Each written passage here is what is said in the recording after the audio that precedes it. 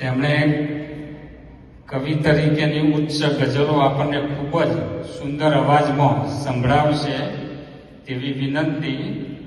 Total તેમને 7 કાવ્ય સંગ્રહ પુસ્તકો બહાર પાડ્યા છે. તેમાં 5 ગુજરાતીમાં છે અને 2 હિન્દીમાં છે. તો ખૂબ ખૂબ તાલીઓથી વધાવી લઈએ પ્રતાપસિંહ રવિને. અને તેઓ આપણને 10 થી 15 મિનિટ કવિતાઓ અને ગઝલ સંભળાવશે.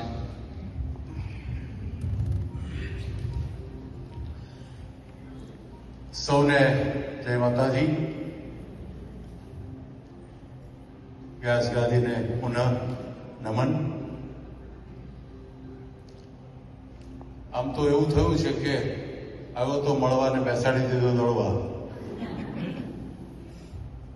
અજીતભાઈને ત્યાં આવ્યો છું 1.5 માસ માટે અમેરિકા. બીજું કોઈ જ કામ નહીં, ફરવા માટે જ. ઉમિયા માતા સંસ્થાનની આવી ત્યાં સનાતનની ધજા જે દૂર દેશાવરમાં પણ ફરકી રહી છે, એવા આ માહોલમાં મારી કવિતાઓ થકી આપ સૌની રૂબરૂ થવાનું જે મને સદભાગ્ય મળ્યું છે, એ માટે ઉમિયા માતાજી સંસ્થાનનો હું પહેલાં તો ખૂબ ખૂબ આભારી છું.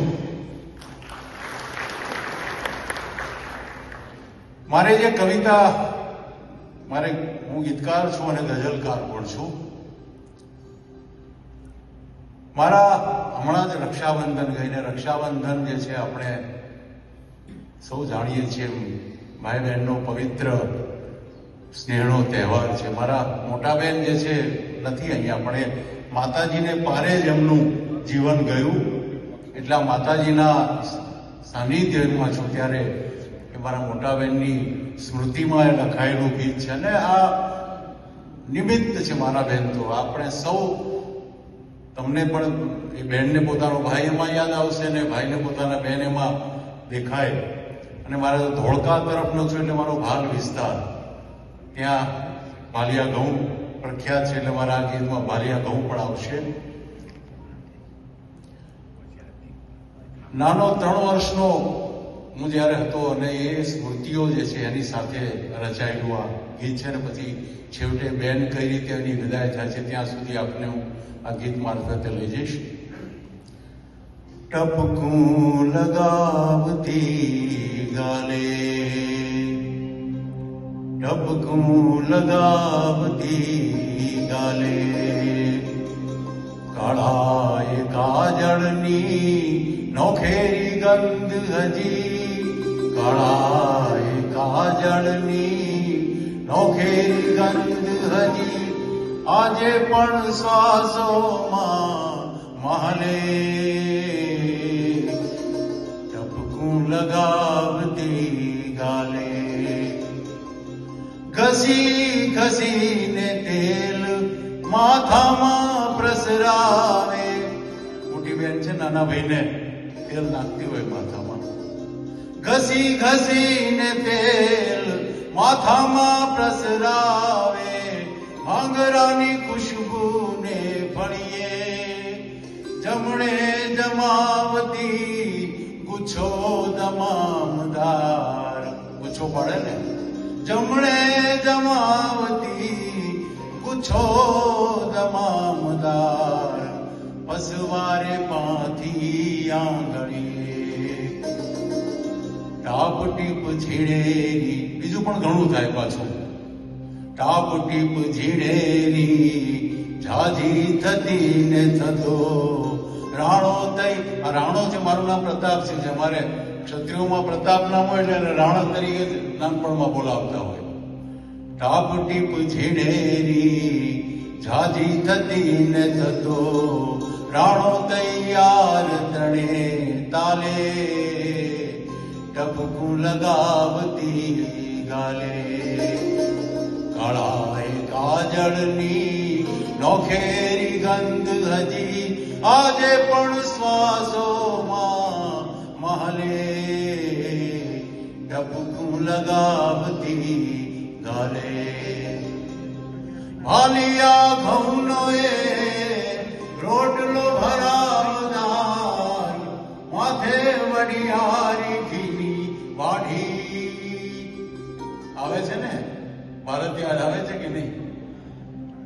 વાલિયા ઘઉંનો એ રોટલો ભરાવદાર, માથે વડિયારી ઘીની વાઢી, એમાંથી નીકળતી સોડમ છે નાસિકામાં, વહેતી વેળાએ કરી ગાડી.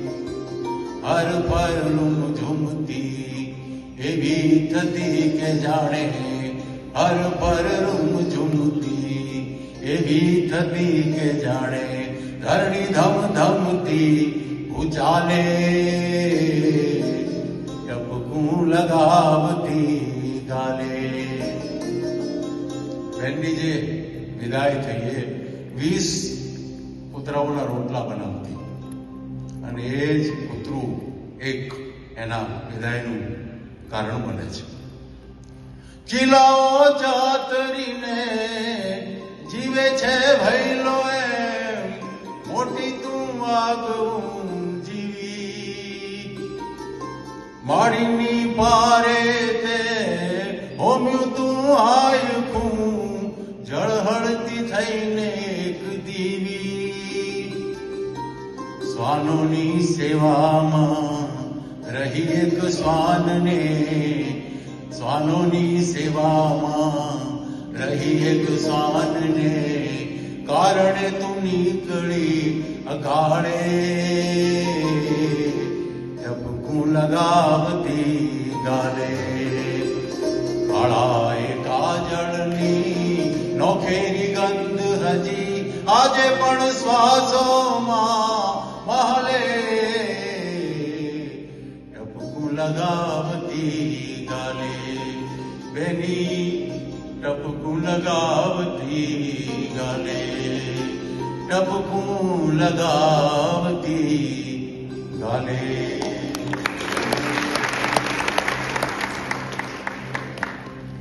શ્વાનોને યાદ કર્યા છે ને, એક માતાજીના સાનિધ્યમાં છીએ, અને માના સાનિધ્યમાં એટલે માતૃત્વ. અને માતૃત્વ જે છે ને એ કોઈ મનુષ્યનો કોઈ એકાધિકાર નથી. પ્રત્યેક જીવ, પ્રત્યેક પ્રાણી એનું માતૃત્વ, એનું મહાત્મ્ય એટલું જ છે.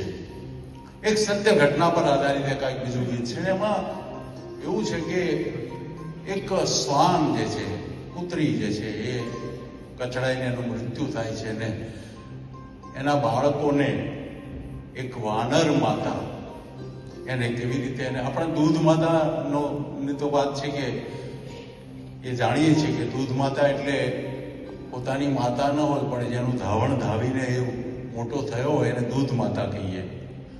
આ જાણે કે દૂધ માતાનું જ ગીત છે. નાચ રજના ચમત્કાર, નાચ રજના ચમત્કાર, બસ માયમાં છે કારણ. નાચ રજના ચમત્કાર, બસ માયમાં છે કારણ. શ્વાન બાળને વાનર માતા ધવડાવે છે ધાવણ. શ્વાન